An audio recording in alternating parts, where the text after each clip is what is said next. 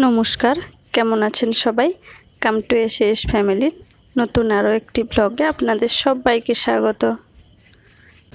আজকের ব্লগটা অনেক দেরি করে করছি, কারণ সকাল থেকে ঘুম থেকে উঠে সমস্ত ঘরের বাসি কাজগুলো আমি করে নিয়েছি। ক্যামেরা অন করে কাজ করলে অনেকটা সময় লাগে, তো তাই আমি তাড়াতাড়ি আজকে ওগুলো সেরে নিয়েছি, কারণ আজকে আমরা যাব একটা জায়গায়। ওই জন্য আমি সকাল থেকে তাড়াতাড়ি করে ওই কাজগুলো শেষ করে নিয়েছি। আর এখন বাজে 8টা মতন। সাজি সকালবেলা ঘুম থেকে উঠে খাওয়া দাওয়া করে ওদিকে ডাইনিংয়ে বসেছে, আর আমি সেই ফাঁকে চলে এসেছি এদিকের বিছানাটা গোছাতে। বিছানাগুলো গুছিয়ে কমপ্লিট করে ওকে খাইয়ে দাইয়ে স্কুলে পাঠিয়ে দিয়েছিলাম। তারপর স্কুলে চলে যাওয়ার পরে কতই না কাজ থাকে। গেছিলাম একটু ছাদে আমাদের একটা লঙ্কা গাছ হয়েছিল, সেটা তো আগের একটা ব্লগে আপনাদের সবাইকে আমি দেখিয়েছি। তো কালকে রাত্রেবেলা গেছিলাম একটা কারণে ছাদে, ওই রাত 10টা মতন হবে। তখন গিয়ে দেখি যে লঙ্কাগুলো সবকটা পেকে গেছে, পুরো হলুদ হয়ে গেছে। তখন আমার হাজব্যান্ড বলল যে ঠিক আছে চলো, আজকে আর তুলবো না, কালকে সকালবেলা এসে তুলে নিয়ে যাব লঙ্কাগুলো। তো ওই জন্য চলে গেছিলাম আজকে সকালে ছাদে। ছাদে গিয়ে দেখি একটাও লঙ্কা নেই, প্রত্যেকটা লঙ্কা তুলে নিয়েছে। আর যেগুলো আছে সেগুলোই ছোট ছোট মতন। তাই আমরাও আর ওগুলো আর কেন রাখবো শুধু শুধু, কারণ লোকে তো নিয়েই চলে যাচ্ছে। তাই একদম ছোট ছোট লঙ্কাগুলোও তুলে নিয়ে চলে এসেছে। কি করব বলুন, এরকম যে কে করলো জানি না। এখানেও যে এরকম হয় সেটা ভাবতেই পারিনি। যাকগে, যা হওয়ার হয়েছে, কেউ তো খেয়েছে। তারপরে বাজারে গেছিলো আমার হাজব্যান্ড, ওখান থেকে নিয়ে এসেছিলো অনেক কিছু সাজির খাবার দাবার। তো স্কুল থেকে আসলে টুকটাক এটা ওটা খেতে যায়, তো ওই জন্য একটু কেক বিস্কুট ওইসব এনে রাখা, ওই জন্য অনেকগুলো একসঙ্গে নিয়ে চলে এসেছে। আর আমাদের সুজিটাও শেষ হয়ে গেছিলো, তাই সুজিটাও নিয়ে চলে এসেছে একদম 2 প্যাকেট, কারণ আমরাও ওটা খাই মাঝে মধ্যে, ওই ঝাল সুজি টুজি করে ব্রেকফাস্টে, তাই ওটা তাড়াতাড়ি শেষ হয়ে যায়, তাই একদম 2 প্যাকেট নিয়ে চলে এসেছে। আর সকালবেলা একটু শরবত খাওয়ার জন্য একটু বাতাসা লাগে, তো ওই জন্য বাতাসাটাও আনতে বলেছিলাম। তো ওগুলো সব কিছু গুছিয়ে রেখে রান্নাবান্না তো কমপ্লিট করেই নিয়েছি তাড়াহুড়ো করে। আজকে একটু ফাঁকিবাজি রান্নাই করেছি, ওই জন্য আর ওগুলো শেয়ার করিনি আপনাদের সঙ্গে। তো রান্নাবান্নাগুলো তাড়াতাড়ি সেরে নিজে স্নান টান করে এখন ঠাকুরের পুজো দিয়ে নিচ্ছি।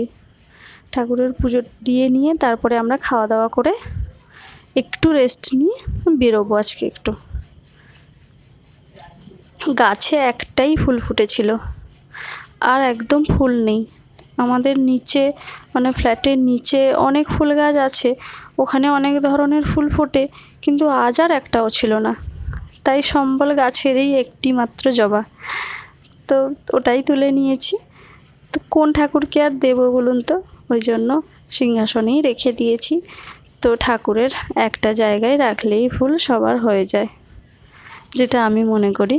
তো ওই জন্য আমি মধ্যিখানে রেখেছি, সব ঠাকুরকে উদ্দেশ্য করেই। কি আর করব, কিছু তো করার নেই। তাই ব্যাস, আমার পুজো দেওয়া এখানে কমপ্লিট হয়ে গেছে। তারপর আমরা খাওয়া দাওয়া করে একটু রেস্ট নিয়ে বেরিয়ে পড়েছিলাম যেখানে যাওয়ার কথা ছিল ওইখানে। গেছিলাম আজকে ওই হাওড়ায় যে একটা বড় মল আছে না, রিভার সাইড অবনী, ওইখানে। আমাদের হাতের কাছে এই একটি মাত্র মল, যেখানে সমস্ত ধরনের ব্র্যান্ড সব কিছুই এখানে পাওয়া যায়। ওই জন্য বেরিয়ে পড়েছি 3 জনে মিলে, দেখি কিছু কেনা যায় নাকি। হ্যাঁ, পুজোর শপিং তো ঠিকই, পুজোর শপিং করতেই বেরিয়েছি। তবে এবছর আমাদের বিশেষ কিছু কেনাকাটা করা যাবে না, কারণ টাকা পয়সা সেরকম হাতে নেই, তাই বিশেষ কিছু কেনাকাটা নয়। তাও পুজো বলে কথা, সবার যদি একটি একটি করেই হয় তাতেই অনেক। তো বেরিয়েছি ওই জন্যই। তো মলটার ভেতরে ঢুকেই মানে অবাক করার মতন, এত সুন্দর সাজিয়েছে। দেখেছেন কি সুন্দর লাগছে, অসম্ভব সুন্দর লাগছে ভেতরটায়, চোখ ফেরানো দাহে, এত দারুণ লাগছে। তো চারিদিকে লোকও পুরো একদম জমে গেছে, ঠিক ঠিক করছে চারিদিকে লোক। হবে নাই বা কেন বলুন, এটা হাওড়ার সবথেকে বড় মল, আর মলটাও ভীষণ সুন্দর আর বিশাল বড় মল, অনেকটাই বড়। কোন দিকে যে যাচ্ছি কোন দিকে যে বেরোচ্ছি কিছুই বোঝা যায় না। সিঁড়িগুলো এত গোলমেলে এখানে, কিছু বুঝতেও পারি না আমরা। আর আছেও অনেক ব্র্যান্ডস, মানে সে আর নামে শেষ করতে পারবো না। আমরা ঢুকেছিলাম, এটা হচ্ছে বাজার কলকাতায়। বাজার কলকাতাটা কিন্তু ছিল না, নতুন অ্যাড হয়েছে। এটা ঢুকেছিলাম বাজার কলকাতায়। কালেকশন ভালো, খারাপ নয়, তবে বাচ্চাদের ড্রেসগুলো খুব একটা পছন্দ হয়নি আমাদের। আর মেয়েদেরও সেরকম ড্রেস অতটা পছন্দ হয়নি, তবে ছেলেদের ড্রেসগুলো ভালো ছিল। 150 টাকা 200 টাকায় টি শার্ট ছিল, 499 প্যান্ট ছিল। আর এখানে কি বলবো, ব্র্যান্ডের কোনো অভাব নেই। যেমন ধরুন ওই অ্যালেন সোলি, বিগ বাজার, সেলো, তারপরে আরও কি যেন ভুলে যাচ্ছি, ওই ক্রিম অ্যান্ড ফার্জ, তারপরে little shop, Max Fashion, Miniso, new U, নিক, Pantaloons, Reliance Digital, Reliance Trends, Woodland, Wildcraft, PVR cinema হলও আছে এখানে, তারপরে ক্যানন, তারপর সব থেকে ওপরে ফুড কোর্টও আছে একটা, ভালো ভালো খাবারও পাওয়া যায়। তারপরে একটা ওই বাচ্চাদের ভয় দেখানোর একটা কি বলে ওটাকে, মানে ওর ভেতরে টিকিট কেটে ঢুকতে হয়, তার মধ্যে ওই ভূতের সব অ্যাক্টিভিটিগুলো হয়, ওটাও আছে এখানে।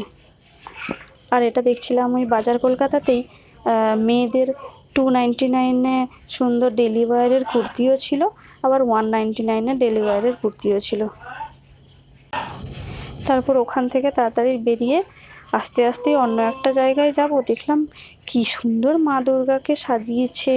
আর এই এবছরের এই প্রথম মা দুর্গা দর্শন এখানেই হলো, আর এত সুন্দর হয়েছে মূর্তিটা, মানে কি বলবো, চোখ যেন সরছেই না একদম। অনেকক্ষণ দাঁড়িয়ে দাঁড়িয়ে দেখছিলাম, খুব সুন্দর হয়েছে মুখটা। শুধু আমরা নয়, অনেকেই দাঁড়িয়ে দাঁড়িয়ে দেখছিল, আর সবাই বলছিল যে খুব সুন্দর হয়েছে, খুবই দারুণ। আর এইটা ছিল বাচ্চাদের খেলার জন্য একটা, বাচ্চারা তো বোর হয়ে যায় এখানে আসলে, বলুন না, তো তাই ওটা একটা বাচ্চাদের খেলার জন্য, ওখানেও টিকিট কেটে যেতে হয়। আর এই জুতোর কালেকশানটা কিন্তু আগে এতটা ছিল না, ছিল কম সময়ে, এবারে দেখলাম পুজোর জন্য তো, তাই দেখলাম অনেক জুতোর কালেকশান হয়েছে। এটা আবার ওই আগে তো বিগ বাজার ছিল, এখন ওটা কী যেন হয়েছে, স্টাইল বাজার, না না স্মার্ট বাজার মনে হয়, হ্যাঁ ওই স্মার্ট বাজারে এই জুতোর কালেকশানগুলো আছে। তবে দাম খুব একটা কম নয়, প্রায় আমি যেটা যেটা দেখেছি দাম প্রায় 499 ওপরে এরকমই দাম ছিল। তো হয়তো কমও ছিল, সেটা আমি দেখিনি, হয়তো কেউ কেউ কম ওখান থেকে পেয়েওছেন হয়তো, তবে আমার চোখে পড়েনি। তবে জুতোর কালেকশানটা হিউজ, কিন্তু এখানে বাচ্চাদের কালেকশানটা একদম বাজে, একদম বাজে, মানে একটাও আমার মেয়ের বয়সী কোনো ড্রেস আমি পাইনি, একদমই পাইনি, একটাও পাইনি। বাজার কলকাতা থেকে তাও একটা নিয়েছি, তবে এখান থেকে একদম পাইনি। ভেবেছিলাম এখানে হয়তো পাবো, কারণ আমাদের মতন ফ্যামিলিতে তো আর বড় সড়ো জায়গা থেকে মানে নেওয়াটা সম্ভব হয়ে ওঠে না, তো আমরা এগুলো থেকেই নিয়ে নিই। তো এখানে একদমই পাইনি, তাই অন্য জায়গা থেকে নিতে হয়েছে। যেমন বাজার কলকাতা থেকে একটা নিয়েছি, আর একটা লাস্টে কোথাও থেকে না পেয়ে ট্রেন্ডস থেকে একটা নিয়েছি। তো ট্রেন্ডসে গেছিলাম সবার আগে, কিন্তু ওখানে এতটা দাম সব কিছু হাইফাই যে আমাদের এফোর্ড করার মতন ছিল না। ওই জন্য একটা পছন্দ যদিও হয়েছিল, ওটা রেখে দিয়ে বেরিয়ে এসেছিলাম, ভেবেছিলাম যদি অন্য কোথাও পছন্দ হয় তো ওখান থেকে নিয়ে নেব, কিন্তু কিছুতেই তো কিছু হলো না, তাই ওখান থেকেই নিয়েছি। তো কী কী কেনাকাটা করেছি সেগুলো আমি বাড়ি গেলে আপনাদের সঙ্গে নিশ্চয়ই শেয়ার করব। তো তবে আজকের মতন আর এবছরের মতন আমাদের শপিং কমপ্লিট। তো বাড়ি গেলে নিশ্চয়ই শেয়ার করব আপনাদের সঙ্গে।